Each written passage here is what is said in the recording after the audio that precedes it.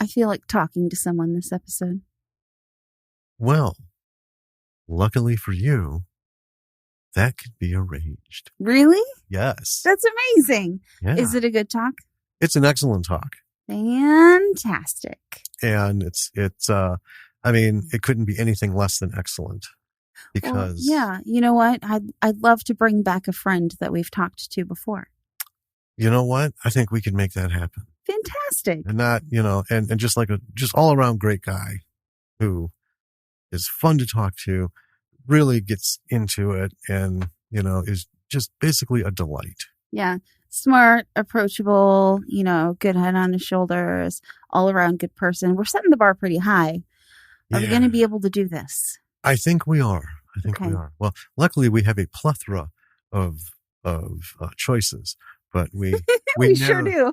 We narrowed in on this one, and bam. All right. It delivers on all those levels. Fantastic. And more. More. Oh my gosh. Yeah. I'm just so excited. Well, should we let listeners dive into this fantastic conversation? Or should we just make them wait a little longer by breathing heavily and loudly into there we go. Sounds like we're on the inside of a respirator. Let's just go to the episode. All right. We're off.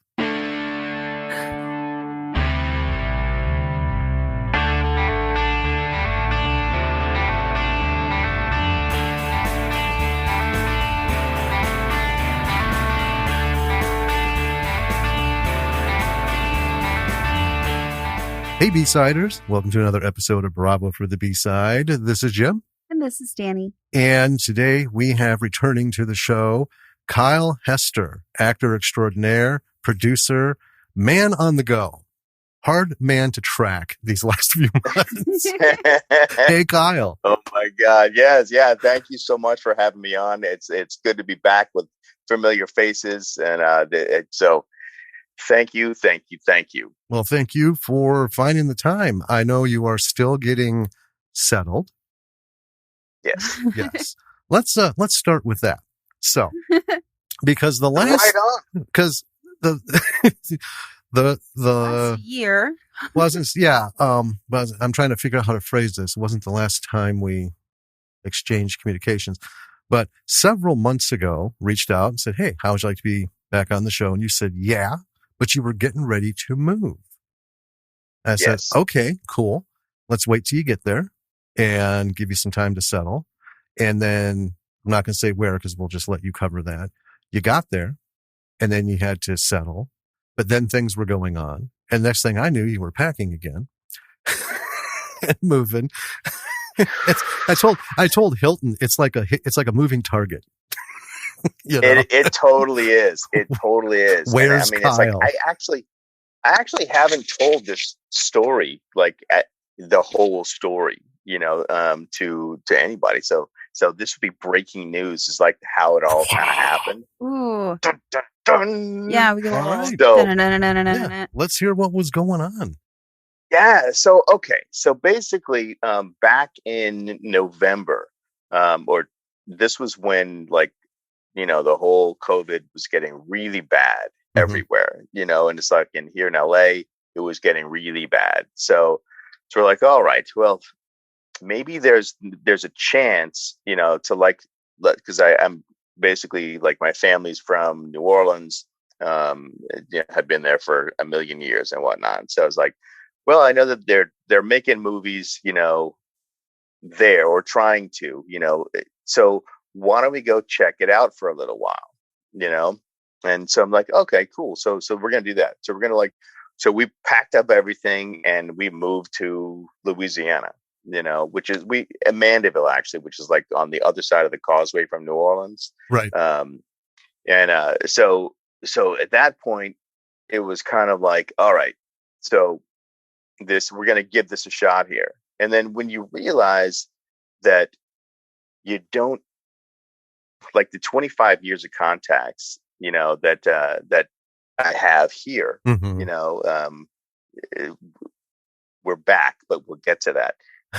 So it's like how do you make up like basically a lifetime of contacts and knowledge in like when you first get somewhere?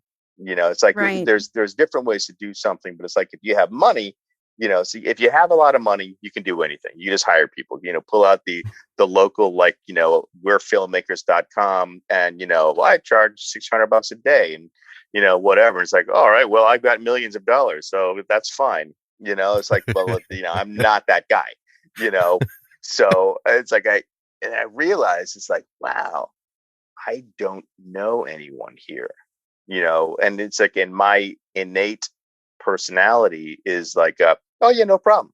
I'll just meet people and we'll just do it. We'll just make movies there. Mm-hmm. And then it's like the harsh reality of you can't really do that like in a quick fashion without having a lot of money, because it's like, and it's not LA, so there's not, so it's like the pool is smaller, in these other cities. Yeah. Yep. So it becomes more difficult, to kind of like garner those relationships with people that you'd never worked with before. So there's all of that. It's like, how do you know who has the chops and what, so that, and it was something that, like, out of my kind of like over exuberance of I can do anything, I'm KyleHester, no problem. It's like that's how I kind of go into things, and confidence. Then getting there, it was like, I really need to look at this and reevaluate how we're going to do things. Like, if we're going to make independent films, especially in today's climate, where there's like, crowdfunding is way more difficult now, Mm-hmm. so it's like, it's because people are trying to get on their feet, and, how are we going to survive, in everyone else's life, so, right. There's kind of a global pandemic that's still going on, in the world. So it's like taking all of that into account. It was like, well, we really need to be back there. We really need to be back with the people that we know, so that we can kind of all pull in ranks and make things happen with the people that we know. Right. And so there will be time, to do other things in different cities and whatnot. But so basically we had signed a 6-month lease. So we had to,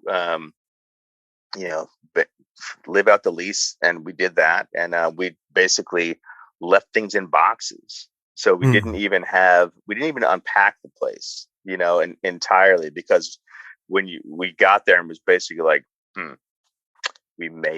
mistakes may have been made, So, and the thing is, it's like, it's a beautiful place. It's like we were living like right by a lake, and, it was gorgeous. And, you're in the woods, and, I would say this, it was definitely more difficult on my wife living kind of like in the country area, because because I was familiar with it and kind of knew what to expect. But it's like she grew up in San Diego and LA, like in big cities. Yeah. So it's like the culture shock was, it was substantial, So it's basically like, okay, like reevaluating, recalculating, so we recalculated, and we're like, okay, so we got to get back. So, and now here we are back in Hollywood, and we're like right in the middle of Hollywood. So, which is great. It's like, I actually don't even have to, if I didn't want to have a car, I wouldn't need a car. It's kind of feels like being in New York. Like everything is right around. It's like within walking distance. Like today I went to the post office and the grocery store and, drugstore, all on like a walk with a backpack today, so that's very different from where we were before, where basically to go to a grocery store, you got to get in the car and it's 4 miles. Right. So So just very, very different stuff. But anyway, so we're back and we're super glad to be here and glad to get back to work and glad to, be kind of settled where I can finish Preacher 6. So that's the plan. Whoa, Awesome. that is a very fluid and rapid, like rapids in a river kind of 6 months. I mean, it's, yeah. And we get it because at the time you made this move, we were, and we still are thinking, we want to get out of Wisconsin, but a couple dozen things have to happen. But where is our target going to be? And that target keeps moving rapidly. Yeah. For various reasons. One, we're like, well, tell you what, Atlanta, if we don't want to go to LA and we want a, bit cheaper cost of living, we could hit the Atlanta area. Things are going on there. But then with recent things having gone on, the political climate there just makes my spine cringe. It's like, man, I don't know if I could do that. It's like, it'd be like moving to Texas. We talked about how, Austin is a beautiful place, but same thing. It's like, well, here's the reality of daily life there. I don't know if I can be surrounded by people who are diametrically opposed to us spiritually, politically, and morally. These last, this last election showed a lot. I mean, and that was, that was a big part of it too. I mean, it's like, I get along with everybody, so putting that aside, you definitely feel like going to a place where you have like people like you see more blue line American flags and like real American flags, and you're like, what's happening here? You know what I mean? Yeah. And I'll just say this about like American flags, or flags. I don't think anything should be like altered on it in any way. Like no matter who's coming from it. It's like, so basically like, when people put like, the whatever, the blue line or, the don't tread on me over the American flag. I mean, it's like that stuff makes my skin crawl, because it's like you talk about desecrating the flag. It's like, that's what you're doing, you know? So I get it. Anyway, that's neither here nor there. So it's like when you're surrounded by that kind of thing and it's like,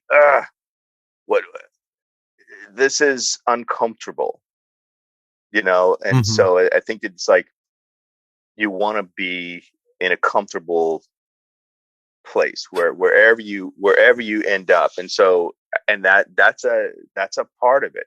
I mean, it's like I grew up in Texas, I grew up in Houston, so I know what you're saying, and I know what that's like to grow up in kind of like a culture that doesn't fit with you.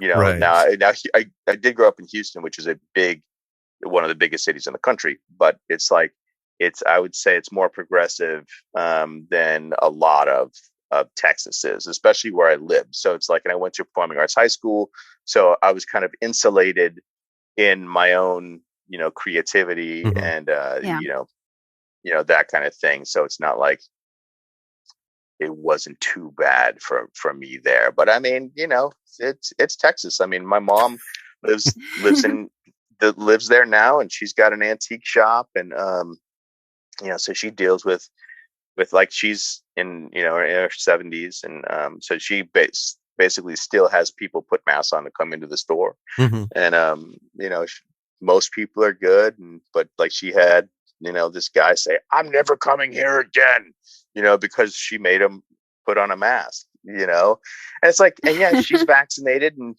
so's her husband, and so's everyone else, in the shop, but it's like, that's her store policy. And so that's it, it's like, I care.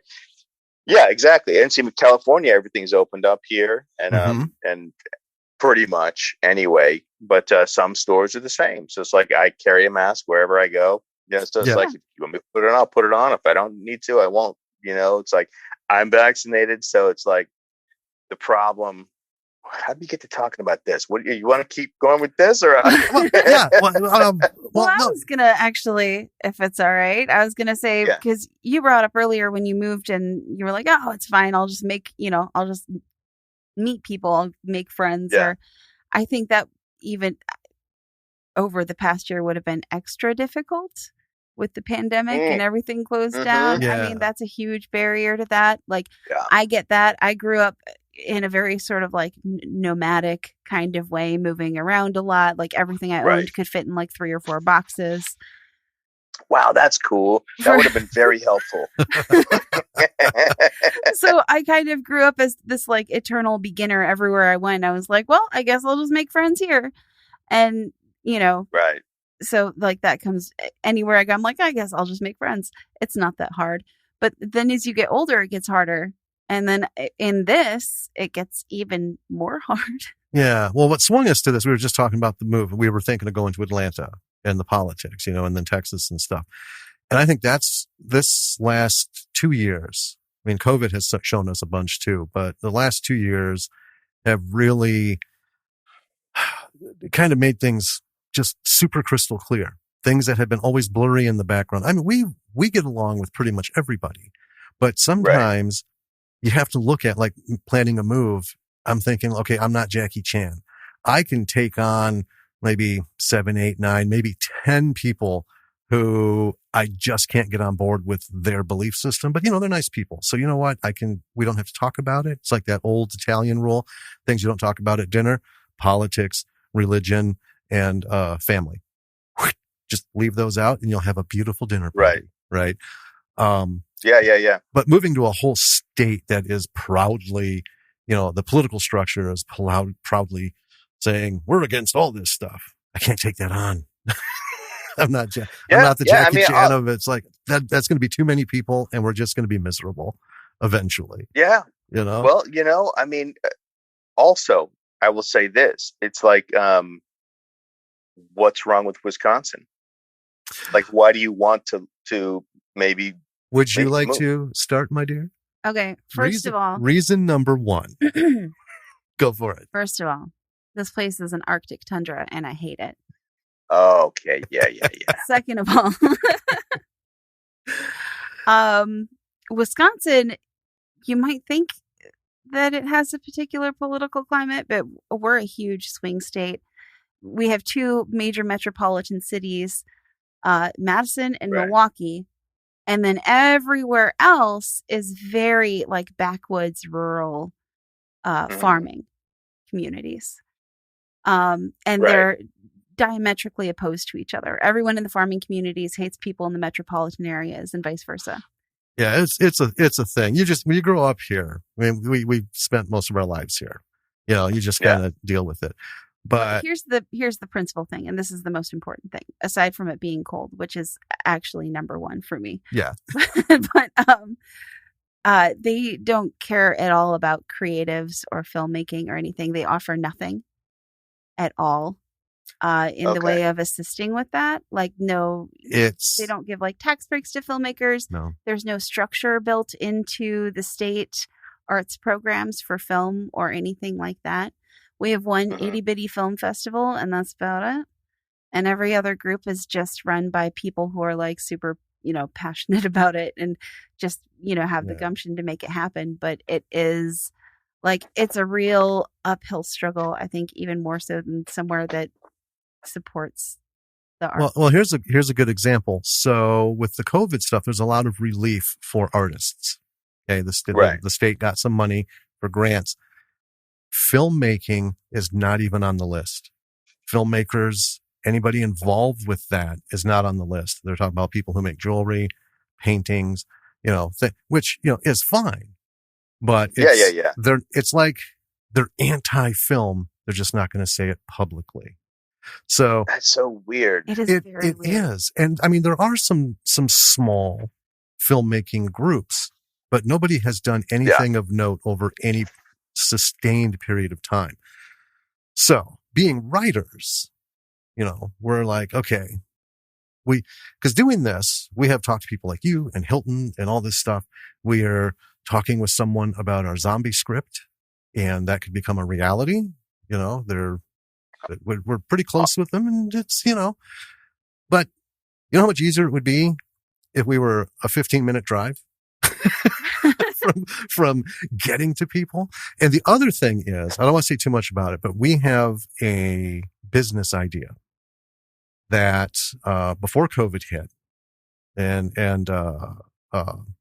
it's almost 2 years, year and a half, we were planning on jumping into this, moving to LA and starting a business that is geared towards creatives, particularly writers, but filmmakers in general on the indie scene.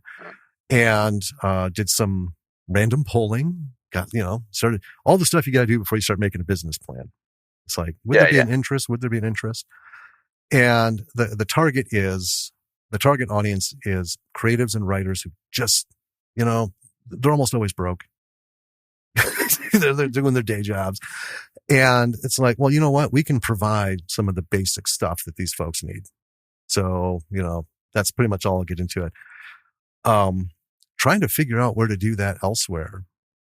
Anywhere that's not LA. Like doing it here, I don't think it would be, LA has probably a 5,000 to 1 ratio of people who are actively trying to become a screenwriter or an actor or, get into, making some kind of film, right? There just isn't a lot of that here.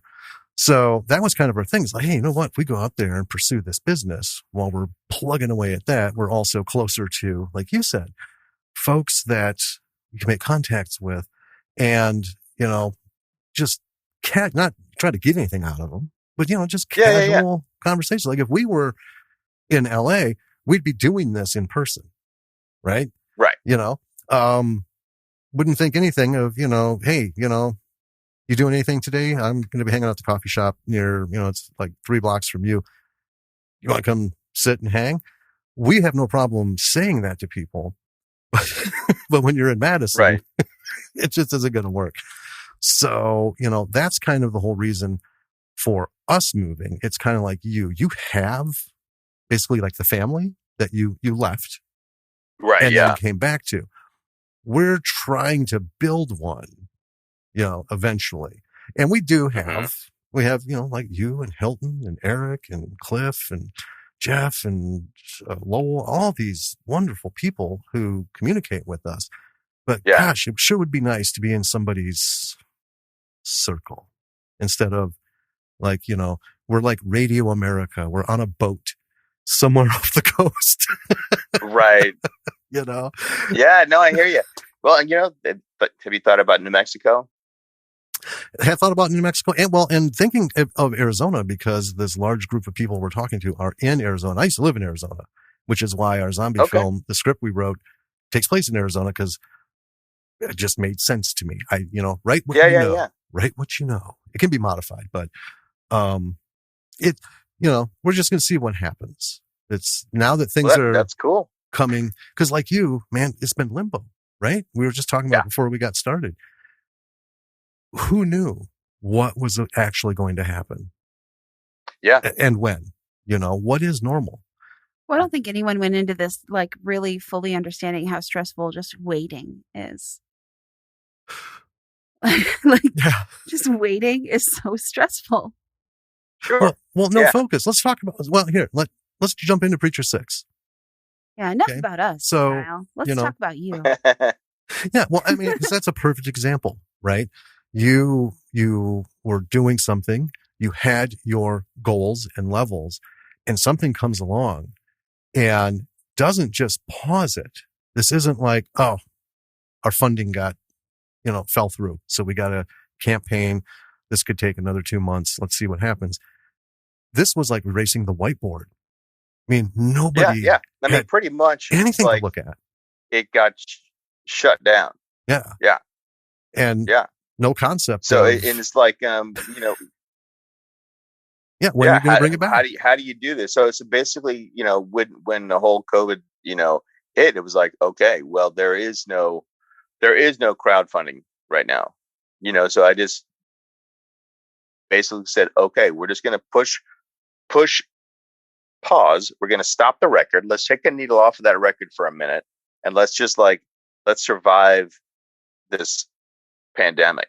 Mhm. It's like job number one is to keep your sanity, and survive, Yes. and then when it's like kind of like the sun's coming out now and like, things are changing, things are getting better and, businesses are coming back and, all in California, the last state to open up is like opened up, you know, so it's like, so things are getting back. So it's like, okay, someone turn the lights on, in the country, and, Yep. so it's like, okay, so we can get moving again, and, so it's like, so that's where we are. We're like picking it back up and getting it done so that we can move on and like keep doing these things. And it's like in the land of COVID, it's like here in LA, they were doing things to, protect everyone, so Mhm. you had to have like, the whole COVID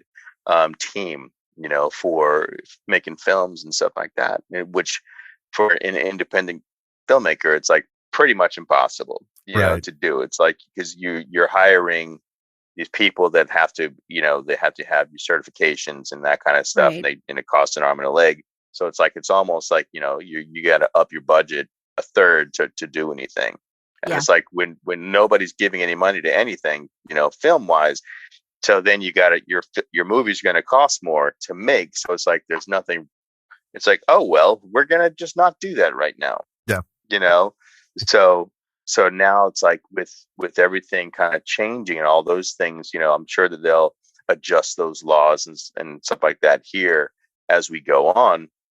But it's like, okay, it's like, take a breath, put your feet on the ground and let's, kind of like start walking in the direction of getting things going again.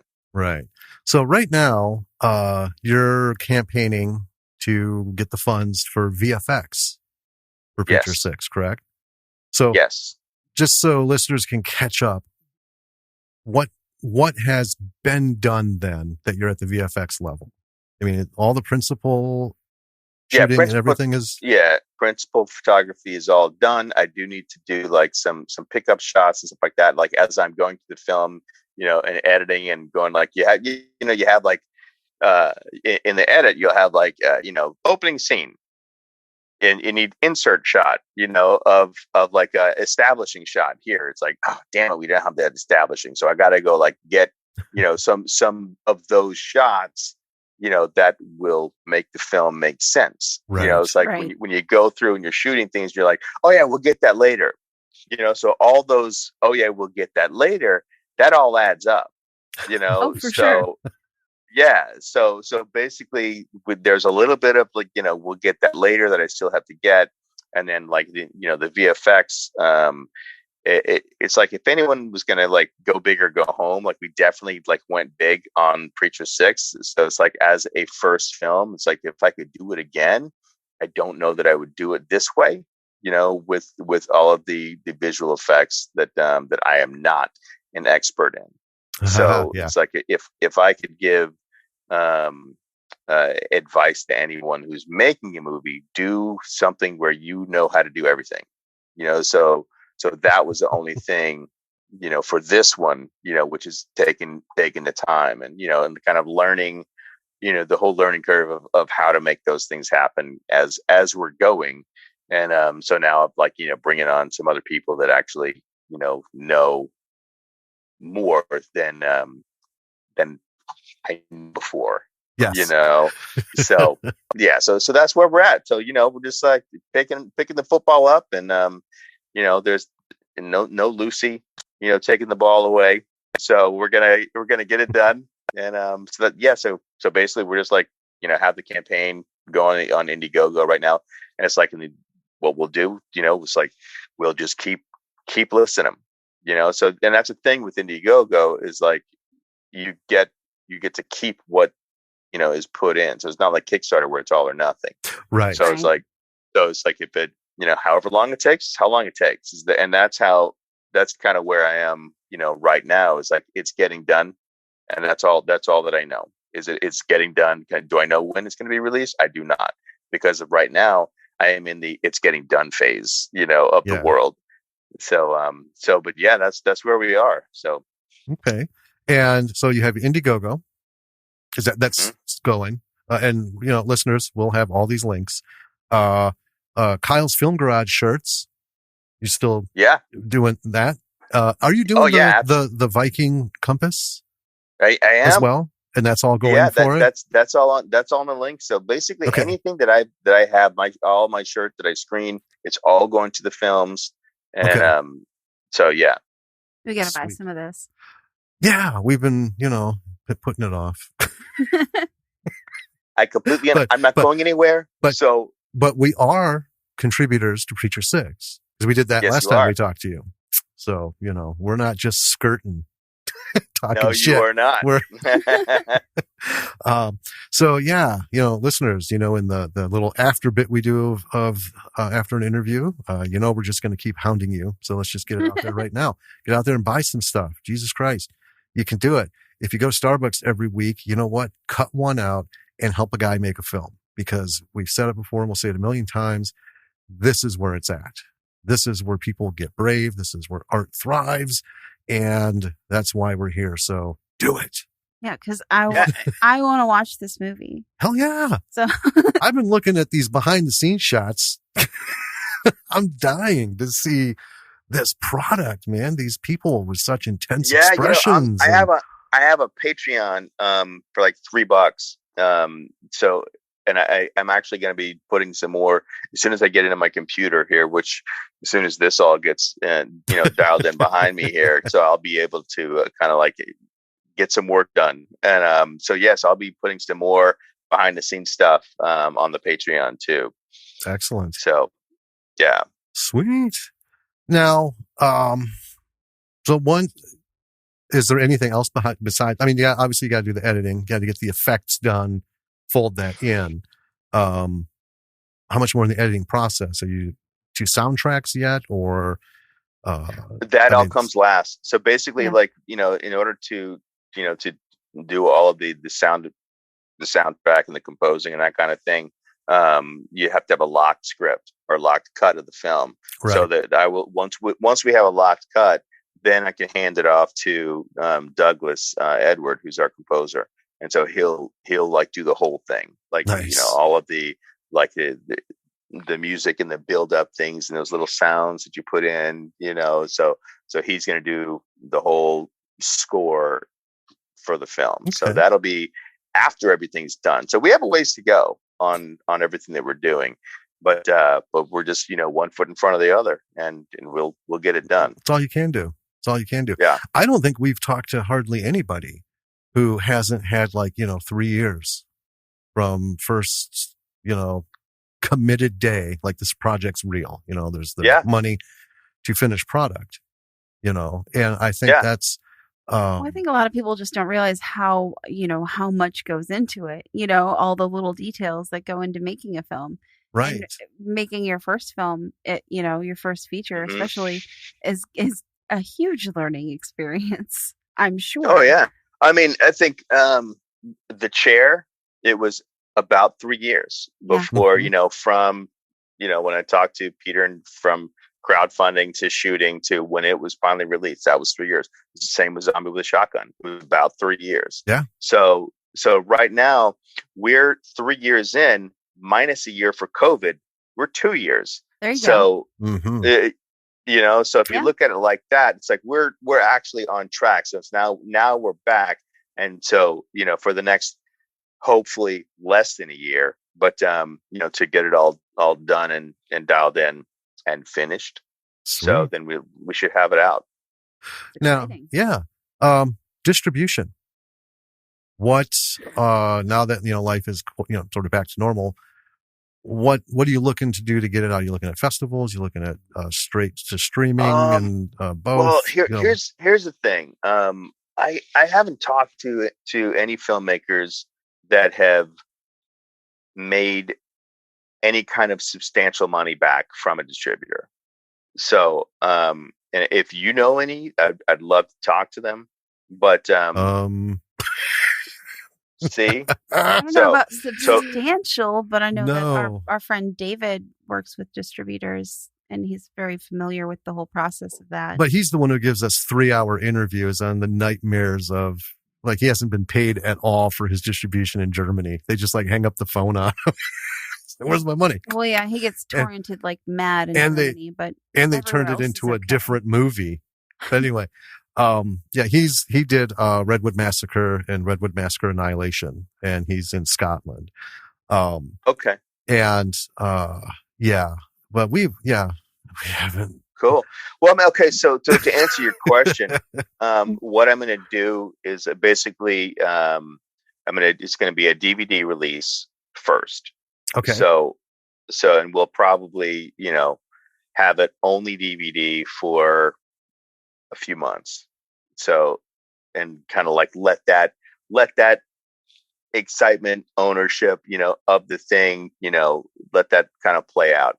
And then we're going to go to Vimeo. So, and that'll be rental. Okay. So that'll be, yeah. So, and the thing that people do that like kills a film is distributors will put the film out on these free streaming places first. And the thing is, it's like, that's great if you just want people to see it, because, right. and but that's it devalues wonderful. the film. What it does is it gives it away. Yeah. It's like saying, Right. I just spent like 3 years making a movie. Here, you can have it. I don't Right. really care. It's like the studios, they don't do that. No. It's like if, I think Disney and it's like even the big guys, it's like they were charging $30, Yes. for a ticket. Yeah, on Disney Plus. Because they were like, well, the whole family's going to be watching it. So how many tickets would that be? So that was their, that was how they kind of like came up with those numbers, I think.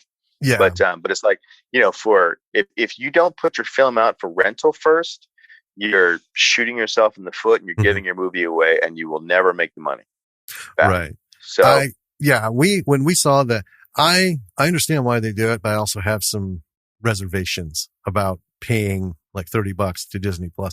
It's like buying, digital copies of everything.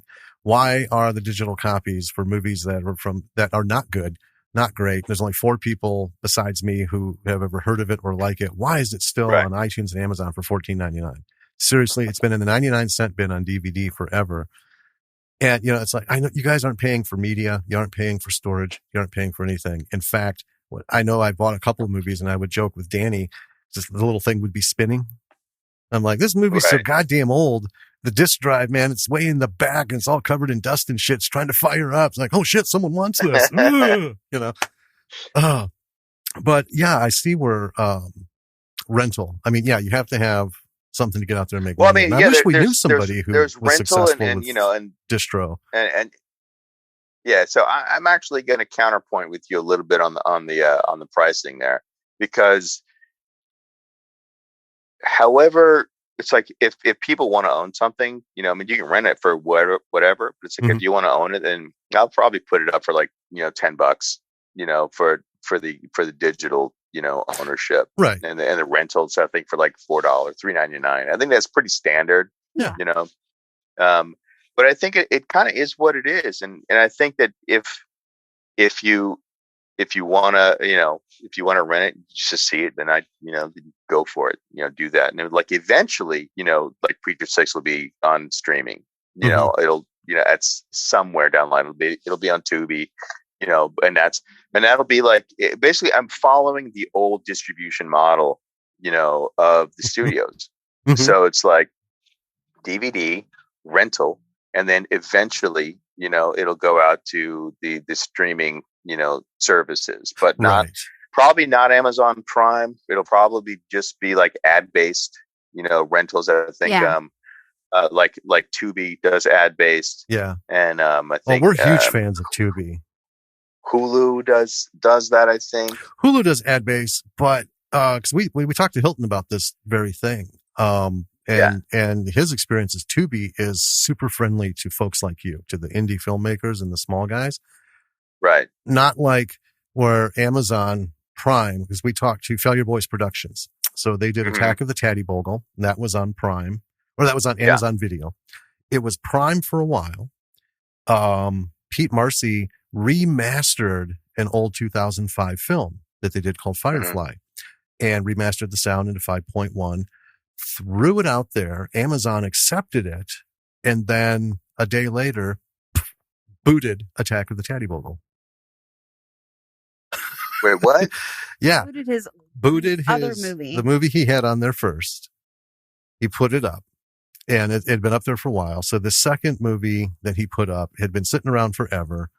And like I said, it was from 2005. And he's like, I got nothing to do. So this was a remastered version of the same film? No, a different film. movie.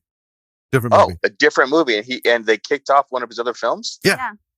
And we've noticed we are finding less and less like juicy movies, the indie film stuff. Right. On Amazon, Tubi.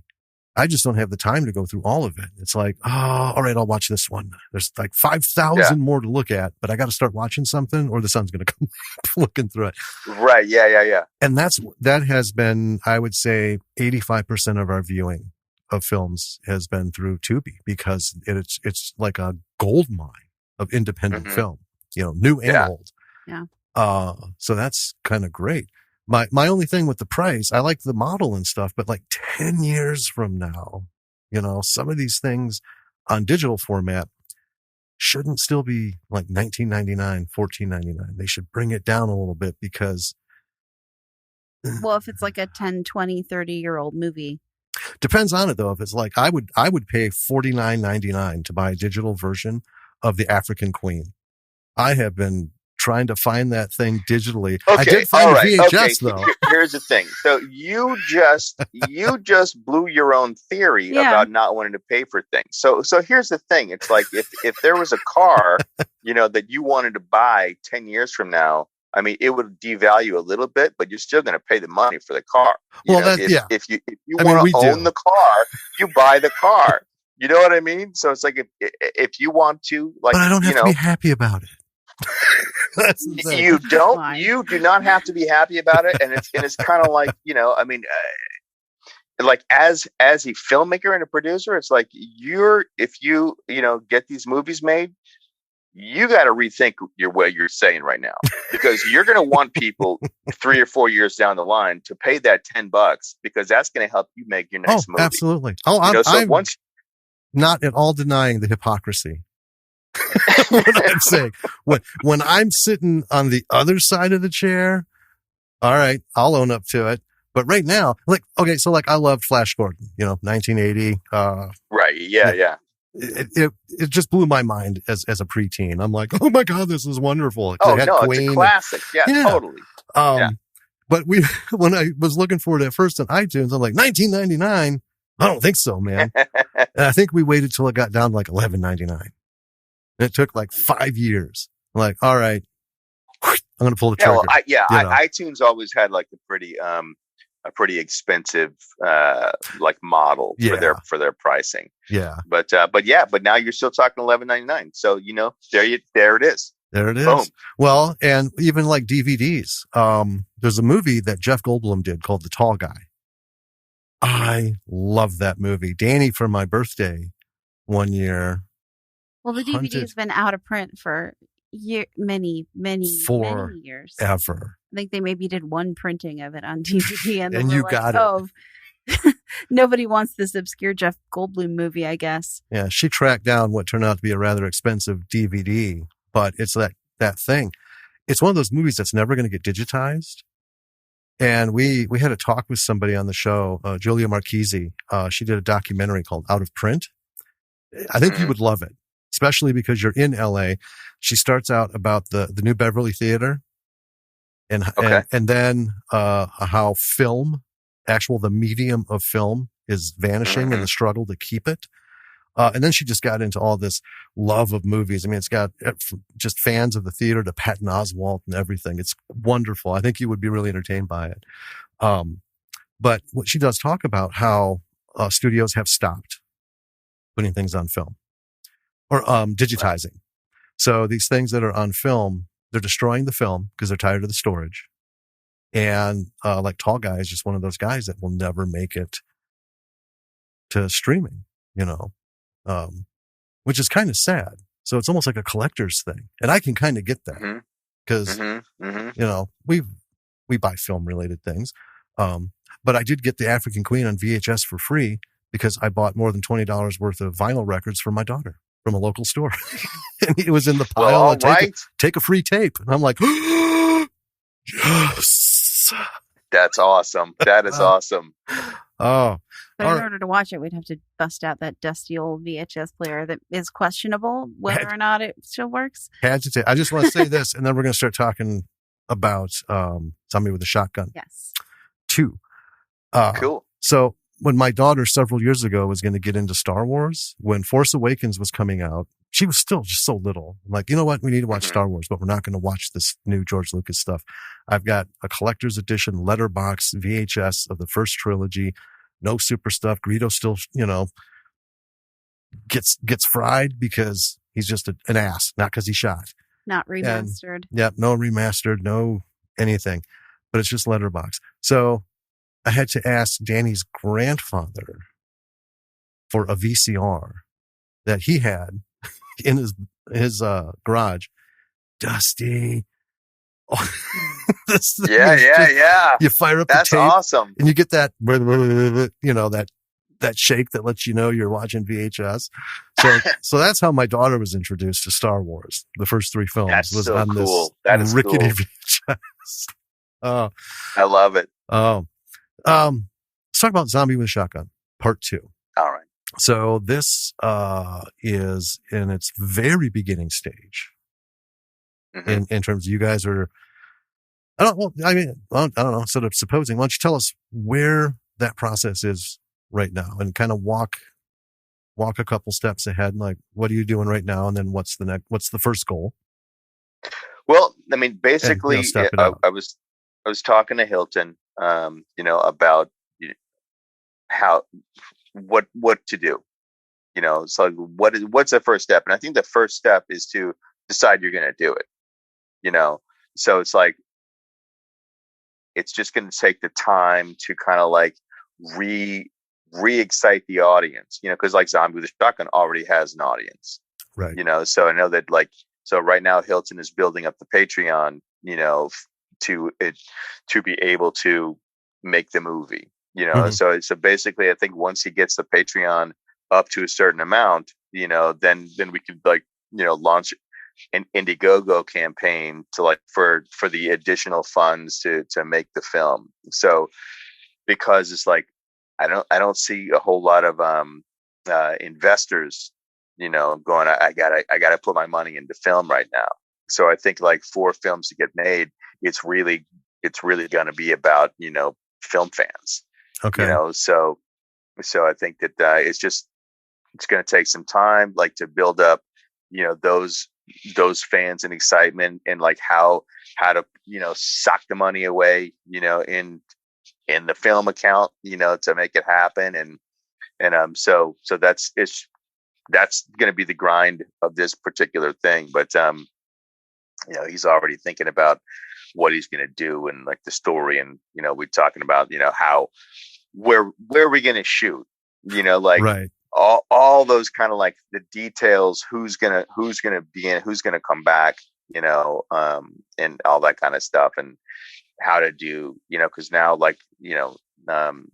Zombie with a Shotgun, he's a zombie, yes. So it's so that means any shot that he's in, he's full makeup, right? So full zombie makeup for a film, that's a lot, so you really gotta plan all that out, how to make it happen. He did say that, he wants, you need to get to the point where they can send him out to LA. Right. And there's somebody waiting to make all the appliances that can to use through the film. Yeah. Yeah. Yeah, exactly. So, it's real now. It's it's going to happen. So it's just a matter of putting all the ducks in a row, and just, I mean, I know Hilton's grinding on it, right now. Oh yeah. Oh yeah. Yeah. So, and that's it. Just it's like all you just decide to do it, and then it just keep putting the feet in front of the other, and however it needs to happen, whatever the next thing is. Yeah.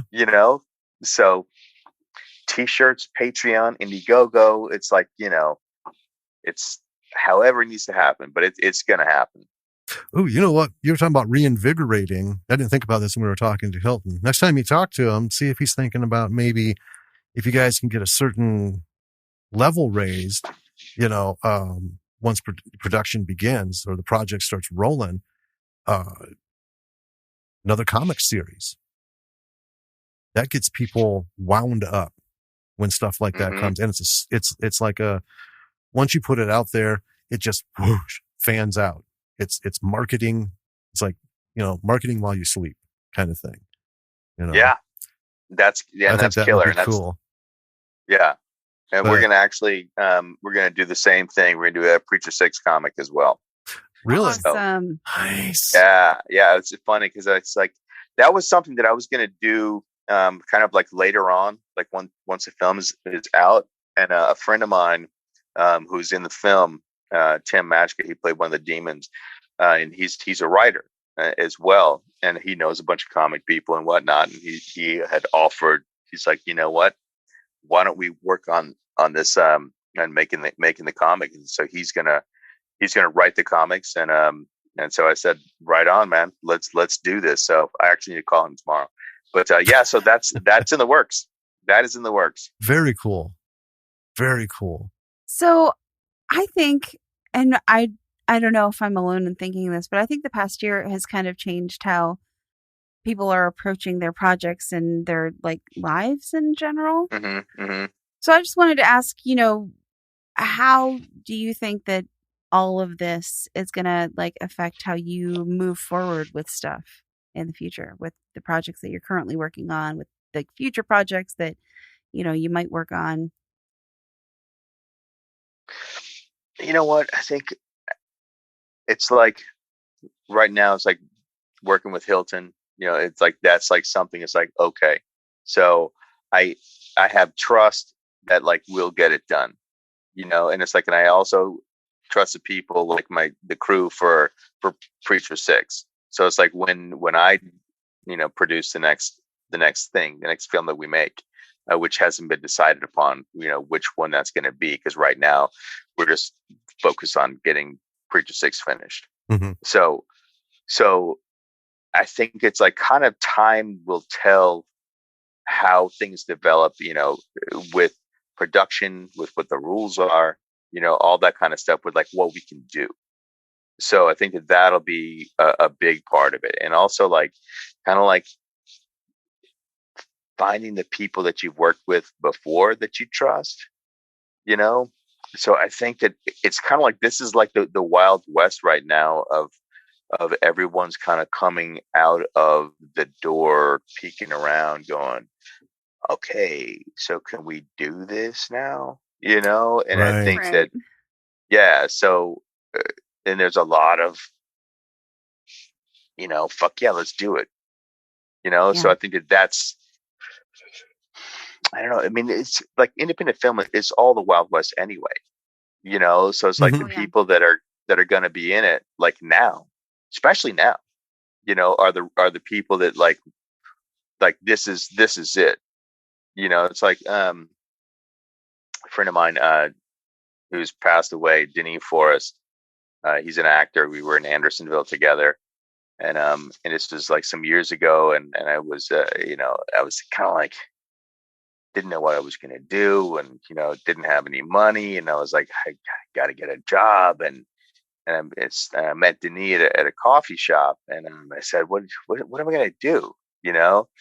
And then he's an awesome guy. He looked at me and he's like, well, what else are you going to do, Kyle? Like, really, I mean, it was like having that all in mentality, and so I think that's what he was saying. It's like, you're all in on this. It's like, there's no going back, so it's like, so basically whatever that what are you going to do? You got to squash that, because you're going to keep going, with whatever it is. And so, and I think that finding those people who are still going, to make movies now, to make independent films now, it's like, those are the people that, who's left, who stuck around, who didn't go, well, shit, man, everything changed. Cause like a year, more than a year, Yeah. of everything being shut down, year and a half. Yeah. It's like, so who's left? Who's still doing it? It's like we're living, one of my favorite genres of older films is Westerns. And the hook, my favorite hook in a Western is the retired gunfighter, right? So we start the story. This guy's been, raising rhubarb for the last 10 years, but he's got to come back out. And of course he had, a cohort or two or three, and they got to come back in. And it's that whole thing of, well, I've done this for a long time. I have the skills, but who's left? Do I have my three guys, or is there only one of them left? And does he have both hands? Can he still hold a gun? Is he still interested in this? And you think a year is not a long time, but when you're deprived of something, literally deprived of it, not like, well, you got, 6 weeks in between jobs, and then you get another gig, and then you're stringing lights, and at least you're, running scripts on a set, at least you're still tangibly involved with something. But when you've got fuck all, people really have to reprioritize. And some people, I get it, that whole, the heart just explodes. They're like, oh, fuck this. No, this was it. This was the final blow. So I get it, being out there. Essentially what you're doing is you're just looking out your window every day. So who's coming around the corner? Who's coming out of the shadows? Who's going to open the shades? Ah, he's alive. Yeah, exactly. Find out who's left, who's alive, who's still in the game, and that's all, besides like people that are, students and stuff like that have that passion now, and so those are going to be the new filmmakers, and they'll find a way, that I haven't thought of, but yeah, but we're all in this together, as creatives. Oh, yeah. So absolutely help each other out as much as we can. I think there's definitely about to be a new crop of creatives kind of coming out of the woodwork. I think there have been so many news stories about this past year, like so many people quitting their jobs because they're like, well, I think being happy is more important than, whatever it was they were doing before. And I also think that people in general, and this is where my optimism comes in. I think people have realized how important and how vital a part of our everyday life that, films and creatives and everything like this is. Yeah. A world, at least this nation, relied on streamers, relied on entertainment. We can't leave the house. Families with kids, this is real stuff. There's a lot of stuff out there going on, and it actually does have a place. Because I think for a little while we were kind of forgetting, and I've brought it up a few times in the past, on, America's love affair with film, with the movie. Kind of seemed like it was getting taken for granted, like when I talk about like the African Queen, clearly one of the worst effects movies ever. They just didn't care. But you know what? They had Humphrey Bogart. Boom. That was it. It doesn't matter. That's it. So we're going to throw him together with another big name, and we're just going to have the two of them on screen. And it's going to be this boat, and they're going to be like running for Germans, and you forget they're running from them in the film. 3/4 through. They're not running very fast. No, it's gorgeous. But man, you can see they just didn't care about making some of the effects look at all. They did like an Ed Wood thing. Let's get the worst stock footage we can, just throw it in. And here's the thing, though. People loved it, and they knew they would come to it because that was the love affair. And then, lately, I think people have just kind of gotten like a little big headed, like, movies, there's people on YouTube. So it can't be that hard. Well, guess what? I think they're finding out that there's a lot that goes into it. YouTube video will entertain a 6-year-old for about 20 minutes. And then they're like, but you give them a movie, So yeah, I think, I mean, I don't think, movies will never go away. No, I think that, it's like, there's a certain kind of storytelling, it's like, and there's a place for it all. There's a place for, the short-term stuff, the YouTube videos, the TikTok, it's like, there's all that stuff. It's like, it all fulfills something different, that you're kind of like wanting to do. It's like, right now I just want to be, watching some YouTube videos on random shit just because I just, wasting time, or it's like, if you're on TikTok and people are showing you clever things, that you didn't know before, so that's its own thing. And that, and then all the social media things and, doom scrolling, looking for what's the next thing, what's going to catch my attention, but then like movies, it's like, I love sitting down and like putting on a film and like kind of going, okay, I know I'm going to be here for 2 hours and sit down and I'm going to go somewhere, and like this film is going to take me somewhere. And there's nothing else like that. So I don't think that, films will always be here. So it's us as creatives to continue taking the audiences on journeys who want that escape. Yes. So yeah, I think it helps that people are watching indie films and realizing you don't need like, ILM level effects to make a movie good. They're periphery. They're just, and like, we've talked about the Marvel films. They're fun, but Jesus, I'd rather have a whole lot more story than a lot flash bang boom. Right. Yeah. And we watch. Go ahead.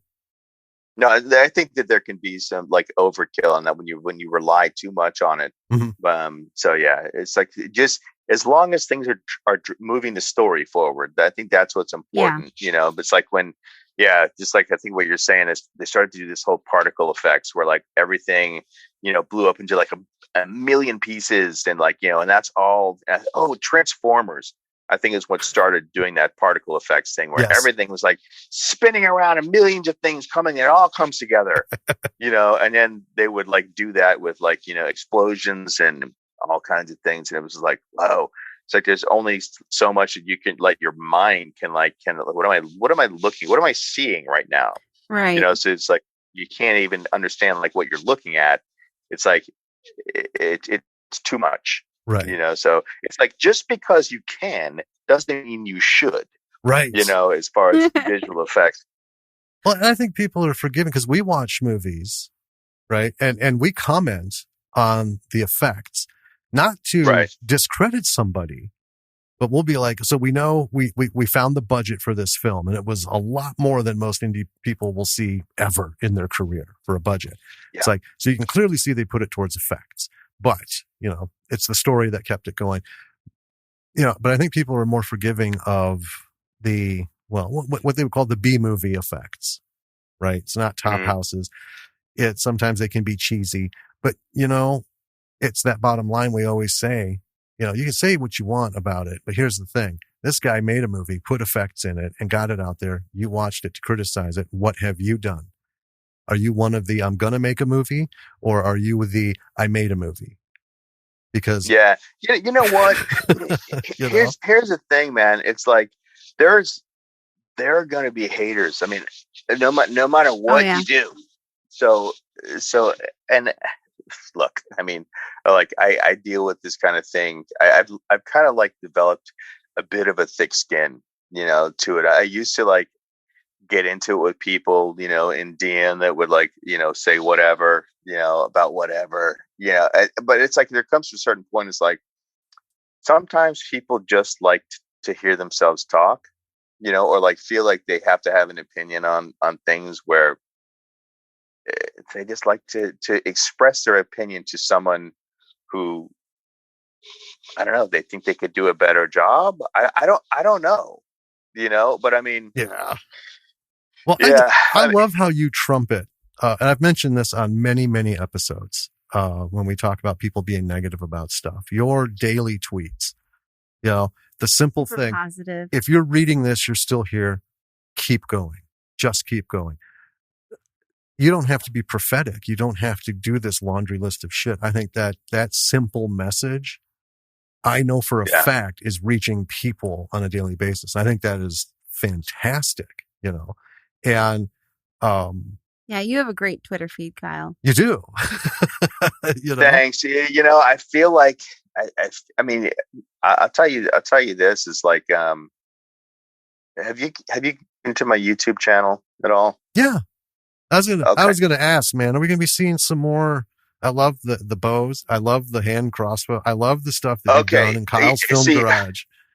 Yeah. So if you notice, I haven't put up a video in like 6 months. Yeah. Like since we went to Louisiana, and it was like, I don't know. It's like I went into like the void. It's like the place of like no creativity, Mm-hmm. and it was like, I am going to die here unless I've got to get out of here, because it's like, and I can't explain what it was about, but all I know is that like when you get to a place and there's like no ideas, there's no inspiration. It's like, and I think that like as a creator, it's like I thrive off of that. I thrive Mm-hmm. off of like people and like frenetic energy, and it's like in Hollywood like gives that, so it's like, so for me, it's like I was not motivated to do anything, when we moved, which was like very different, for me. So like, so now it's like, back, I'm like, I'm thinking about like, doing videos and making videos. And so I'm going to, and a part of it, I'm going to do like some vloggy stuff. So I'll bring, to go to like Hollywood Forever Cemetery and, that kind of stuff, and talk about actors. And so it's like, I'm going to do some cool, different stuff, with it. I will have some bow stuff. I have like a tiny area, that's close to my place. It's not close to my place. It's like, I have this like little alley, like, okay, but so I don't have the yard that I did before, for the bow stuff. right. So I don't want to go to jail. So I need to like, I need to like cover the area where I would be shooting anything, with the bow. Cause I don't want people because I'm surrounded by apartment buildings. So I don't want somebody to be looking down on me and go, hey, there's a guy, shooting a bow and arrow in Hollywood. Yeah, I don't need that kind of static. So. I hear you. I was so envious of those videos because we have a crossbow, and like most places in Madison, you can't fire a weapon of any kind, bow, crossbow, firearm, nothing in city limits. Plus, we live in an apartment, so we got nowhere to go. So we have to drive to Danny's grandmother's out in the middle of nowhere to get our zombie hunter on. And do some crossbow shooting. Cool. That's cool. It's fun. I mean, that's the thing. Fun. It's fun. But I would watch your videos and I'd be like, oh. Yeah. No, I hear you, man. So I'm gonna probably do a little bit of that, like, just off on the side there, but I'm gonna put like some lattice, because it's like I have like a 5 foot kind of like alley. Okay. On the side of our place. We live in a duplex now. So I have like a little outside area. I'm thankful that I have outside at all. But yeah, so I'm going to do like some camo, kind of situation. So it would at least be inside, and then puts up, some plywood so that there are no errant arrows that go anywhere, Right. That's a must. So I do have plans, Sweet. For that. Yeah. I'm excited. That'll be fun. Yeah. And the thing is, I've got stuff to edit too. Like, as far as, no bow stuff, but like I have the whole road trip out to Louisiana. I did a whole video, like with with the like the first time I drove the 26-foot truck towing, the Yeah. Explorer, Yeah. I did a video of the whole road trip, which is still sitting on the drive. So, and I will edit that and put that out there. And then I've done some other stuff. Some of the insert shots that we did for Creature 6. So I did a video on that when I was in Louisiana, because like some of it takes place in Louisiana. So so I got some stuff out there. Nice. So yeah, so I've got some stuff to edit and put on the YouTube channel, and then so yeah, it's lots to do. Well, here's my suggestion. I don't know if you got something. So what I think you should do, because I know you got a camera. I know you got, I think it was a Gorilla Grip. Someone had sent you to hold the camera when you were starting the Kyle's Film Garage. Or someone sent you a little. Yeah. Because you were doing it off your phone, it kept falling, and someone was like, "Here." Yeah. Because you have this Preacher 6 thing going, what I would do is almost like GoPro yourself. Grab that camera, and everywhere you go, when you know you're having a phone call with Hilton, put it up, capture that, and at the end of this project, right? Well, no, that's not Preacher 6, but even still, things that people you are talking to, like about Preacher 6, even just like a phone call, or if you're sitting working on the computer, capture that, man. Because I tell you what, you're the kind of guy I would sit and watch 90 minutes of all the daily rigmarole shit you had to go through to get this thing done. The mind-numbing, tedious task of staring at a fucking video editor for hours and constantly, shitting around with these 5 seconds. Do I get rid of the whole thing? Does this work? Should I cut it here? Because sometimes the domino fall stops and you have to labor over this little thing. I just think that would be cool. Of course, you'd have to commit yourself to looking at 40 hours of video to edit this journey. You know what? I'm actually thinking about that because I'm going to have to dive in onto some of the editing myself, which is actually something that I'm going to have to learn.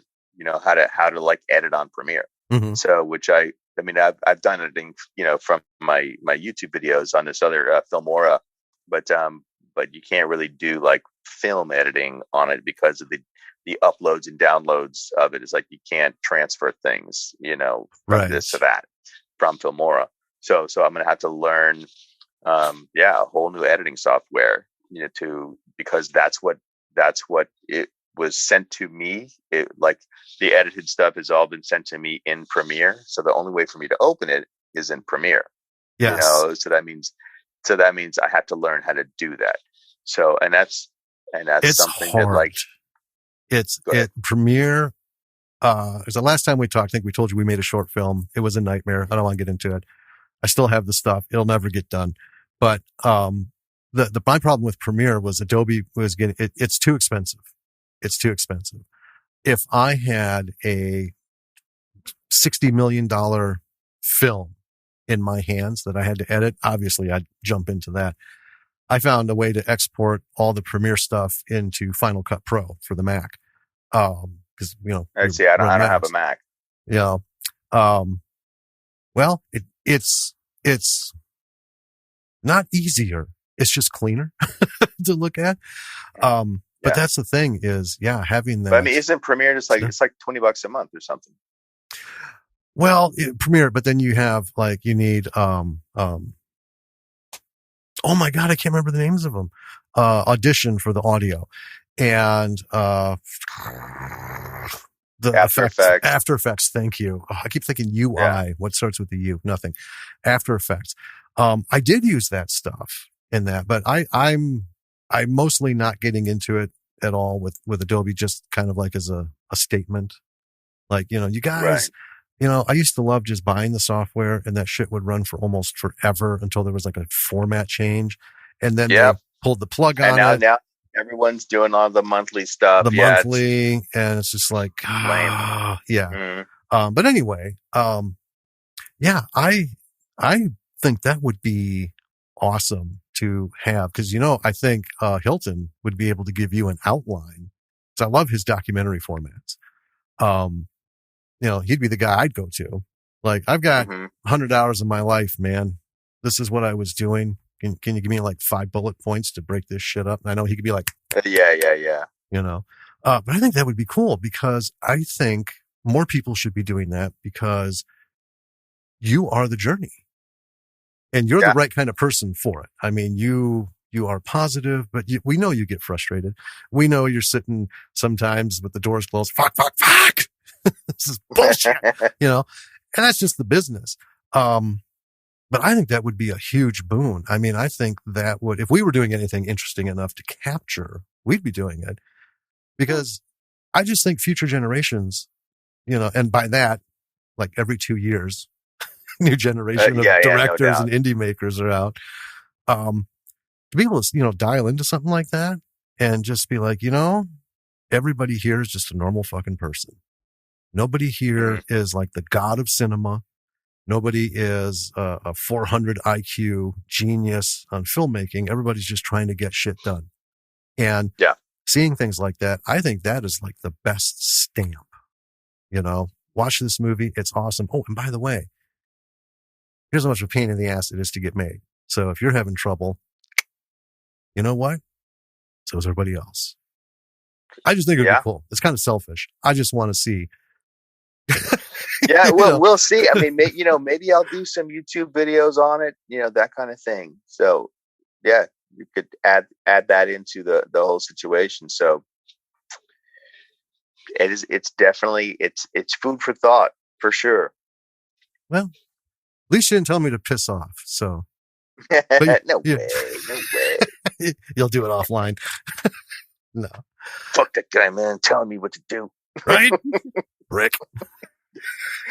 That's funny. I didn't have anything. Mm-hmm. I'm getting ideas of things that we could film. Like we've got our trip to Georgia. We do our metal detecting stuff. I do. Yeah, we took up metal detecting. Little Oh, miniature nice. painting. You know what? That's you could do a YouTube channel on that. You know that. Well, here's the thing: got to get out and do it.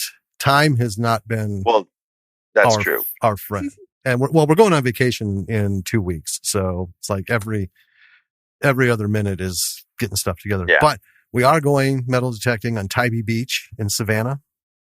Cool. So, and it's about like one of the only places you can legally detect in Georgia.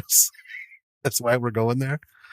Most of Georgia is historic sites, and they don't want people out there metal detecting because, you know, there's a lot of Civil War battles, you know, people looking for, muskets, musket balls and stuff. Plus they're afraid, you know, there's a lot of human remains that might come in, but now you can do it on private property. If you know someone you can detect, but yeah, they don't want you like pretty much anywhere else. But we found out Tybee Beach. Well, I think you should go out right in front of City Hall and just like start metal detecting and see what happens. Film it. Film it. If we didn't have to worry about not being able to pick our daughter up from her grandfather because she's staying with him, her grandparents while we're there, we might do that. But it's kind of hard to call and say, so, you know, Dad, here's the thing. You're going to be taking care of Lily for a while. He listens to this podcast. And he'll agree. One thing before this all closes out, is there a particular project that you've had in your mind that you are looking to do?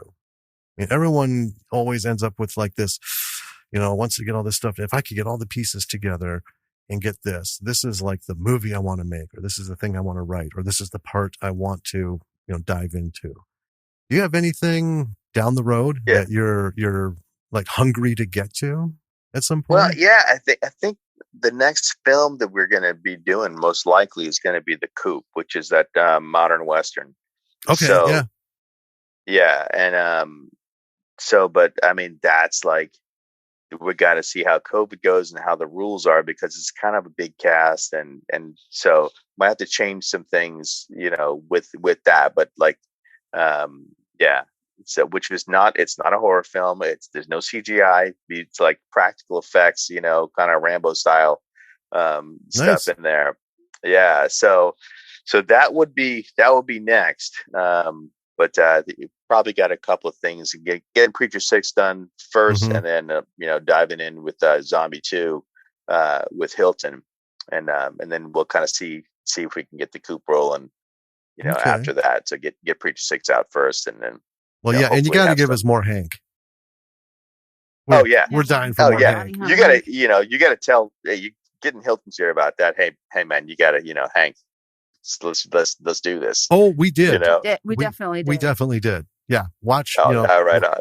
just watch our feed. His interview will be coming out we have piled up a ton of these episodes so that while we're on vacation, we're going to miss what would normally be 2 recording nights.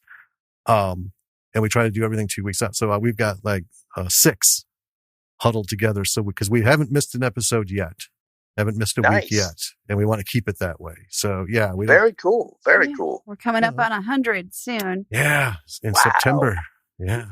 But anyway, yeah, when Hilton's, we've told him we need more Hank. And he actually said there was more Hank in the original shooting, but editing had to shorten.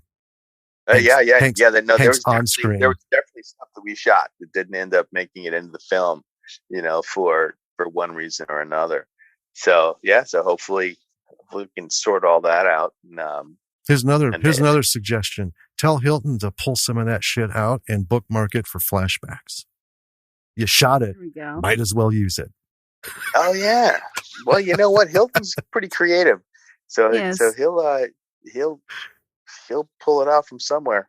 Like have a cartoon Hank. That would be kind of cool too. Yeah, we talked about some of the stuff, but yeah, we nailed them on a bunch of stuff, especially Hank. Got to have more Hank. Nice. Thank you very much. I appreciate that. Absolutely. Well, before we close out, yeah, I have one last question, which is there anything that you would recommend to, I think you did, you gave some advice at the beginning of the episode, but is there any other advice you'd like to give to filmmakers who are maybe just thinking about starting out, after this last year, or ones who are trying to get into it? I would say this. There's this heathen channel that I watch on YouTube, and he has this catchphrase, which is find a way or make one. And that would be my advice. So it's like we just don't know, what's going to come. But so find a way or make one, and that's all that we can do, in this time that we're in. So who knows if it'll get easier or harder, but we just got to keep going. Yeah. So that's it. You got to keep going until you can't go anymore. Exactly. Yeah. I was watching something, and someone had a quote, and I love this quote. I love it enough that I remember who said it and what it was from. It was something in the background. And they were saying, the situation is only going to come out one of 3 ways. You're going to wonder what the fuck happened. You're going to make it happen. You're going to watch it happen, or you're going to be the one wondering what the fuck just happened. Always be in the first 2. Oh, I like that. Don't be the third one, I like it. Yeah. Universal, I think. We all should do that. I think so. It works for everything. Absolutely. All right. Well, Mr. Hester, and I didn't call you Heston, and don't think I wasn't sweating that shit because I thought, well, but I've been thinking of Charlton Heston. I'm like, what the I can't, it's like an earworm. Get out of my fucking head, man. Oh my God, that's freaking funny. You can't do this every time, Jim. Well, that's why I was thinking maybe I should just have you bring us in, because then I'm totally absolved. Oh, is that why you tried to get me to do that? A little bit. I see. Thanks so much for having me on. You guys are awesome as always. Absolutely. And thank you so much for taking the time to talk to us. We really appreciate it. And we're probably going to be hitting you up in a few months to see where things are at. Yeah. And let's talk more about it. Do a check-in. Absolutely. Sweet. I'll be here. I will not be moving. So. All right. B-Siders. We have been talking with KyleHester. And all the links to all the good stuff, his campaigns, the shirts, everything, links to stuff that he's done. Yep. And I'm going to make sure I get a link to Book of Daniel, because that is like the most unlinked thing that you've done. And I think people should have access to it, Right on. Yeah. You know what? I think that, it's talking about that. I think that they had taken it off of every platform and it was only available like on the PureFlix, like on their monthly thing, Yeah. but, it may be viewable elsewhere now. I'll dig. So, okay. Yeah. I think it might be on YouTube. I'm not sure if they did it legally or not, but it might be on YouTube. I just put up the links, man. I don't, I just put up the links. I don't ask the questions. That's it. Yeah. All right. So we will find all that stuff, folks. And, we'll hope that you gained something from this. And again, Kyle, thank you so much. And hope you have a good night. Thank you for having me. Y'all have a wonderful night. And anytime, we'll check in a few months. Excellent. All right. All right. What a fun, awesome, cool person to talk to KyleHester is. I know. I enjoy talking to him every time. It was too long. I mean, he's just so much fun. Yeah, it has been too long. I thought you said it was too long talking. I was like, well, hold on now. I take umbrage with that. Yeah, no. Well, and as, usual, after we closed the recording, we chatted for a little while afterwards. And, he's just really, he's just really great that way, Jeez. And, a lot of, a lot of good things to take away from that talk. Yeah. Go ahead. Well, I was going to say it's always really nice talking to someone with a lot of experience in doing this, and especially someone who has recently learned some lessons, as Kyle has. Mm-hmm. Oh yeah. Well, and I think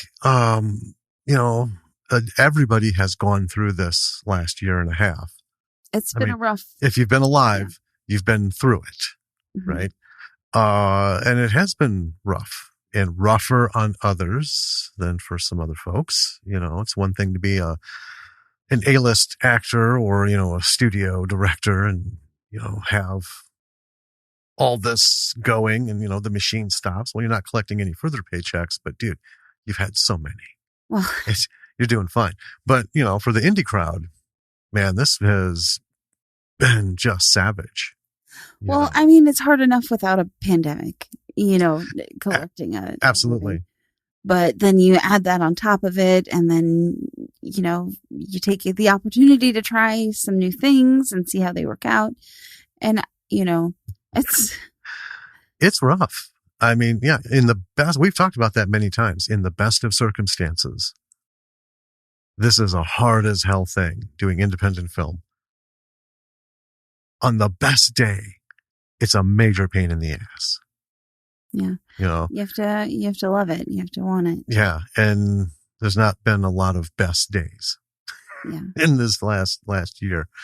But, knowing that, things are opening up, people are coming out doing their projects, mm-hmm. listeners, if you're in that situation, you don't feel you're not alone. It's the gates have opened, but everyone's still like, how far and how fast? I think that's the big thing. How fast?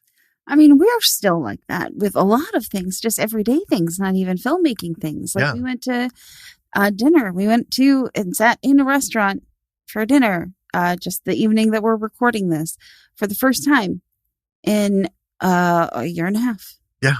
And all three of us, because Lily's fully vaccinated. We're fully she's vaccinated. Passed her 2 weeks. Yeah. And that was kind of the thing was, let's do this, let's do the maskless normal thing. It felt really good. It did feel really good, but we're not, like gangbusters. Let's do this every night and just live it up for a while, Yeah. You still got to wonder, but yeah, when it comes with the filmmaking thing, there is still the potential, very real potential that another, fucking out of control thing could kick off coast to coast. Yeah. If not worldwide. Right. This isn't the first pandemic that the world has had. No. And it won't be the last. And this is one that we don't have 100% grip on it because it's got all these variants and things going on. Mm-hmm. So if you're an indie filmmaker, that's a hard call. What do I do? I've got this window. But see, here's the thing. Indie filmmaking, you don't just all right, let's do this. And then 30 days later be done. It takes years for each one of these fucking movies to, get financed, get funded, get planned, get written, get shot, post-production, all that. And then you have to get it out. Right. Right. Well, I mean, yeah, like Kyle said, 3 years start to finish usually. Yeah. For a project. Yeah. And, like you said, things can happen. Tick-tock. It's not our first pandemic. Well, that's the thing. Anything can happen. And I think that's what the last year has taught us. Anything can happen. It doesn't do you any good to wait for things that it doesn't want to go for. Right. Because, because something may happen is not a reason to not do something. Yeah. Right. But, be prepared. You could get rolling and then lockdown. Mm-hmm. It's going to be a pain in the ass. But again, under the best of circumstances, it's, a nightmare doing this. You got to love it. All the hassles and headaches and setbacks that come come from making a film. And then we add some instability to, the global aspect of it. Well, you just got to keep going. You just got to do it. I mean, you don't know. You can't live that. Life's too short to live. What if this could happen? This could happen. Like an asteroid could hit tomorrow and wipe us all out. Yeah. Well, I still do my shit today. I mean, you never know. Yeah. I mean, that's the thing. Don't wait for the right time to do your project. Do it when you are able to, It's kind of the same thing, isn't it? The right time. Yeah. You just said, don't wait for the right time, but do it when you're able to. No, I mean, you can wait for years and be like, oh, I don't know.